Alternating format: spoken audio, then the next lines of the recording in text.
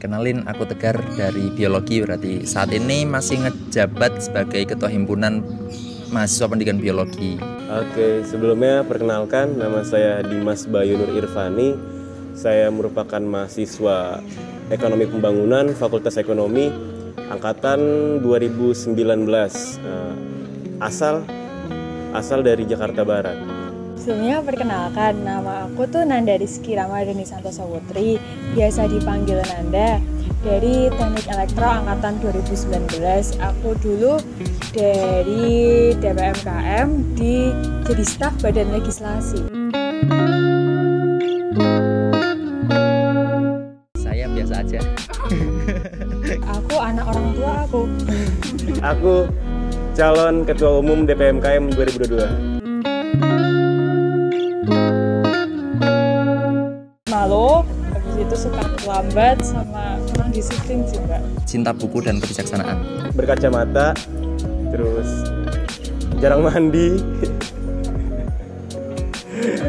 Satu lagi pinter. Pede aja dulu ya kan.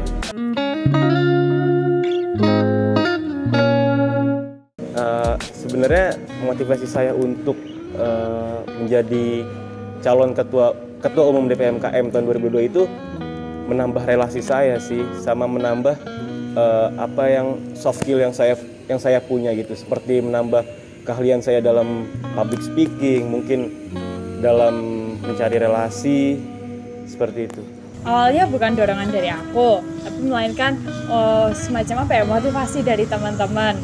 Nah, terus habis itu aku baru ketemu nih PD-nya dari aku sendiri itu apa. Habis itu ya aku ingin membuat DPMKM jadi lebih baik lagi, maupun itu untuk urusan internal maupun eksternalnya nanti kayak gimana. Karena melihat DPM kan representasi mahasiswa, posisinya strategis buat apa ya, kalau dibilang idealis ya idealis, tapi ya realistis juga buat, karena di himpunan juga banyak kan keresahan-keresahan yang ada gitu kan. Jadi kayaknya lebih strategis aja kalau misalkan ada posisi di ketua umum DPMKM, terus bisa langsung bersinggungan sama BEM sama rektorat gitu sih. Kalau misalkan kelebihan, teman-teman biasanya bilang sih kalau analisisnya lumayan gitu, lumayan bisa buat nganalisis permasalahan gitu satu. Terus kalau misalkan disuruh speak up gitu juga, teman-teman juga banyak yang bilang nggak kosong gitu muatan atau substansi yang diomongkan. Terus juga mungkin kalau misalkan dihadapkan sama teman-teman yang lain atau mungkin pihak-pihak yang lain, punya keberanian sih sedikit gitu.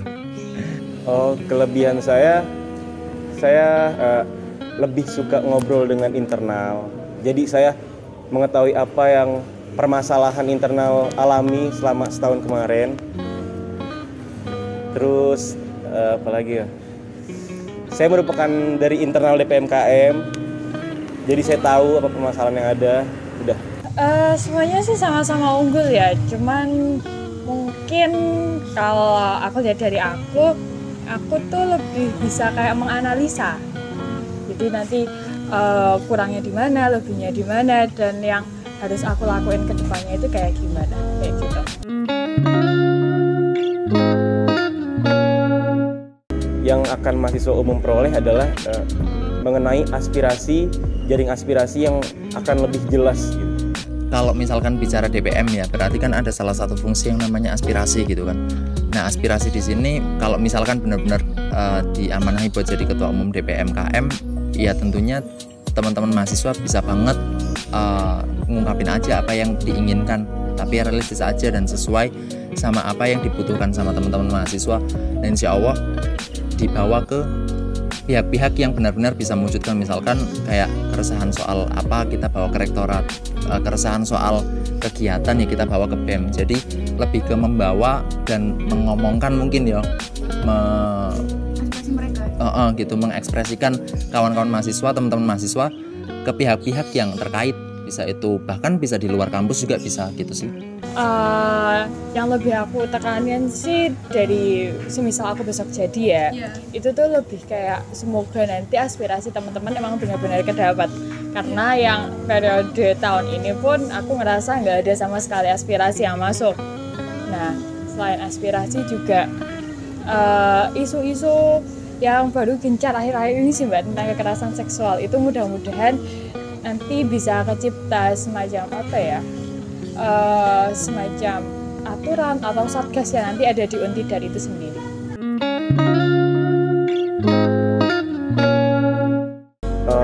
Tanggapan saya memang benar sih begitu sih, karena kebanyakan gitu dari teman-teman saya ketika saya menjadi anggota DPMKM itu tuh banyak yang nanya kayak kamu tuh di DPM ngapain aja, kerjanya ngapain aja. Padahal kami itu sering menyerap aspirasi mahasiswa, tetapi memang aspirasi yang diserap itu belum maksimal sih. Jadi ketika menyerap itu tidak semua mahasiswa itu tahu. Akhirnya ketika mahasiswa tahu itu, DPM itu kerja cuma mengawasi BEM aja. Padahal nggak gitu. Padahal kami menyerap aspirasi mahasiswa, melihat permasalahan mahasiswa, dan merumuskan suatu permasalahan menjadi sebuah peraturan.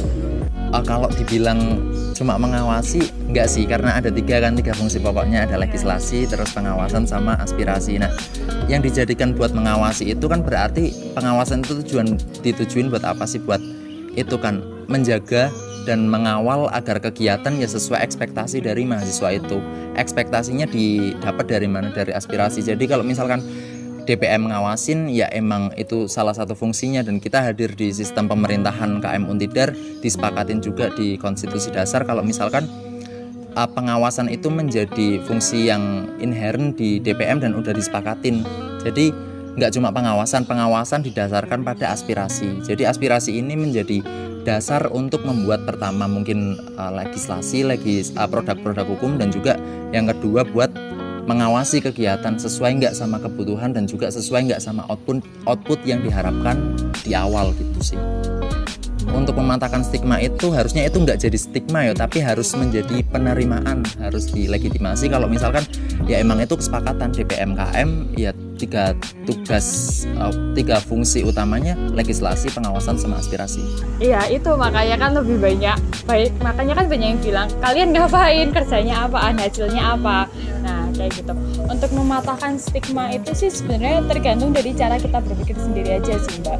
Mungkin karena mahasiswa umum itu kurang tahu kira-kira legislasi itu seperti apa, sehingga mungkin kiranya kita nggak kerja, padahal kita kerja itu kan kayak yang aku bilang kemarin waktu debat, aku tuh DPM kami tuh ibarat jembatan.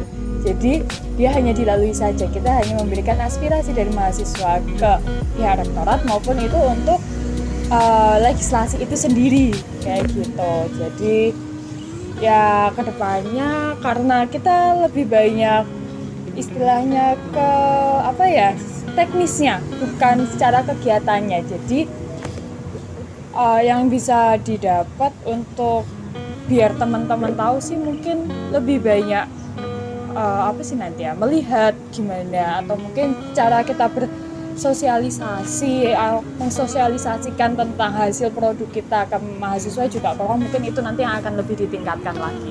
Untuk menghapus stigma tersebut, yang pertama jelas saya akan insya Allah akan mengangkat eksistensi DPMKM baik di lingkungan kampus Untidar maupun di luar lingkungan kampus Untidar. Yang kedua, memaksa para anggota terpilih di DPMKM tahun 2022 itu sebisa mungkin berusaha sekreatif mungkin dalam membuat suatu jaring aspirasi gitu. Yang ketiga adalah melakukan kunjungan kerja, bukan hanya sekedar pemaparan materi, tapi mengungkapkan suatu permasalahan yang ada gitu loh. Misal permasalahan di setiap fakultas gitu. Karena nantinya permasalahan tersebut itu digunakan untuk memitigasi atau membuat peraturan yang baru.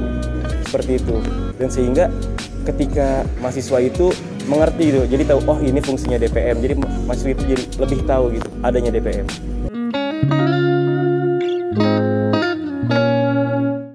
DPM dulu. Ya karena di DPM ada fungsinya Komisi 4 kan, mengenai UKM. Juga saya yang menyerap aspirasi UKM nantinya. Pertama, kalau misalkan dari fakultas ya, fakultas pertama dari himpunan menyampaikan ke DPM fakultas, nanti DPM fakultas menyampaikan ke kami. bisa seperti itu, atau nanti bisa dari mahasiswa langsung menuju ke DPM-nya melalui form-form yang ada. Kalau itu harus ada sinergisitas ya, misalkan BEM sama DPM. DPM itu memegang fungsi aspirasi, sementara di BEM ada fungsi advokasi. Nah, yang mengaspirasikan kan berarti DPM. DPM dapat nih keluhan-keluhan gitu. Nah, kita kerja sama BEM. BEM kan punya advokat, mungkin di divisi Adkesma gitu ya. Jadi kita ketemu sama rektorat, ya kita dari DPM menjadi mungkin penjembatan, teman-teman dari BEM mungkin yang mengadvokasikan. Kita tempuh kesepakatan bersama, bahkan kalau diizinkan dan juga dibolehkan sama MOU dan ketika sama BEM, ya kita juga bisa membantu ketika beradvokasi atau berdiplomasi sama rektorat. Insya Allah bisa kok, kita kan juga kekeluargaan. Kalau dari DPM KM kan kita itu melakukan akreditasi bersama. Kita melakukan akreditasi UKM bersama pihak rektorat, sepertinya loh Mbak. Nah, itu mungkin ketika ada suatu permasalahan bisa kita bantu. Jadi mungkin istilahnya apa ya, semacam kita itu pihak ketiga untuk melakukan negosiasi seperti itu Mbak, untuk mediasinya aja gitu. Bisa didampingi sama kita ataupun dari teman-teman BMKM sendiri, itu juga nggak apa-apa, tergantung dari teman-teman UKM nanti dia ingin memilih pihak sebagai pihak ketiga ataupun mediasi, itu mana DPMKM atau BMKM itu sendiri. Tapi kita membuka diri kok, semisal teman-teman itu mau sama kita ya udah nggak apa-apa.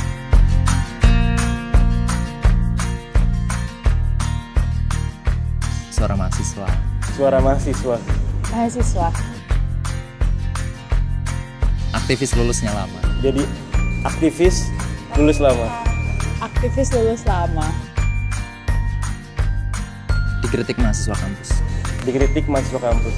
Dikritik organisasi. Rapat organisasi sih kayaknya. Malam minggu ngejar deadline. Deadline tugas Mbak. Kayaknya demo deh. Ujian. Demo. Iya.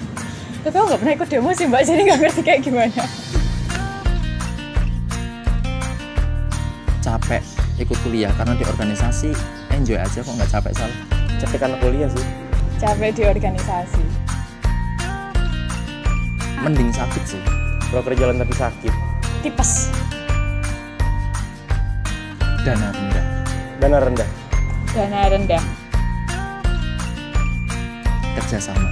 Efektivitas. Kerjasama. Loyalitas dulu. Konsistensi. Konsisten Mbak. Mungkin sebagai ketua DPM. Karena prestasi. Aku lebih suka prestasi sih Mbak sebenarnya.